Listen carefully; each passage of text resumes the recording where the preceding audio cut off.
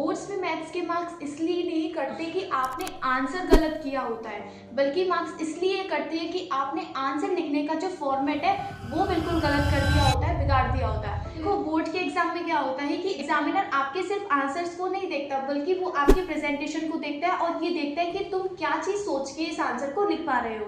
तो यहाँ पर हमारा आंसर राइटिंग बहुत इंपॉर्टेंट है, जिसके लिए आपको ये स्टेप्स फॉलो करने चाहिए आंसर लिखने के लिए। तो ये स्टेप्स कुछ इस टाइप से है कि हमारा सबसे पहला स्टेप है गिवन टू फाइंड, मतलब हमें ये लिखना है कि आप लोगों को सबसे पहले क्या फाइंड करना है। अगर आप ये लिखेंगे तो आप लोगों को स्टेप मार्किंग के अकॉर्डिंग 1 मार्क तो परफेक्ट हो चुका है।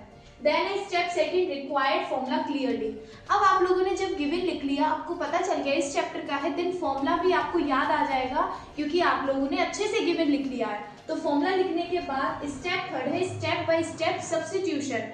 इसमें क्या करना है, फॉर्मूले से आप लोगों को चीजें लिखनी है। जैसे मान लीजिए कि कोई क्वेश्चन है 1/3 पाई आर स्क्वायर एच का, तो आप लोगों को पाई की वैल्यू सब्स्टिट्यूट करनी है, आर की वैल्यू करनी है, एच की वैल्यू करनी है अकॉर्डिंग टू गिवन क्वेश्चन। इसमें एक और चीज करनी है कि कोई जंप नहीं करना, कोई ओवर कटिंग नहीं करनी।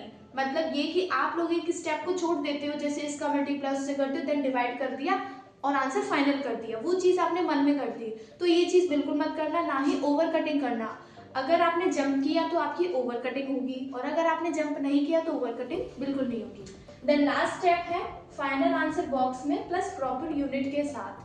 मतलब ये जब भी आप मैथ्स के आंसर लिखो, जरूरी नहीं मैथ्स कोई भी सब्जेक्ट का आंसर लिखो तो आपको उसे बॉक्स में क्लियर करके रखना है, देन प्रॉपर यूनिट के साथ। तो याद रखो, अगर आपने इनमें से एक भी स्टेप छोड़ा तो आपके 1 या 2 मार्क्स जा सकते हैं। एग्जामिनर को वही आंसर पसंद आता है जिसमें क्लैरिटी हो, क्लीनलीनेस हो और कॉन्फिडेंस दिखे आप लोगों का। तो मैथ्स में टॉपर बनने का सीक्रेट सिर्फ ये नहीं कि फॉर्मूला याद हो गया, प्रेजेंटेशन भी आपको आनी चाहिए। अब आप लोगों को मैथ्स की तो आंसर राइटिंग पता चल गई, लेकिन अगर आपको और सब्जेक्ट की आंसर राइटिंग जाननी है तो आप इस वीडियो को देख सकते हैं।